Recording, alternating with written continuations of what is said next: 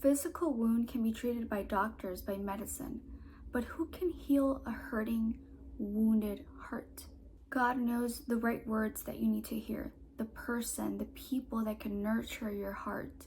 He knows what your heart is missing. He alone has the remedy for it. He's able to detect the root of your pain without you even saying a word. By the hand of God, we are sustained, and He won't allow you or I to slip or fall. He becomes your refuge and listens to even the softest of your cries.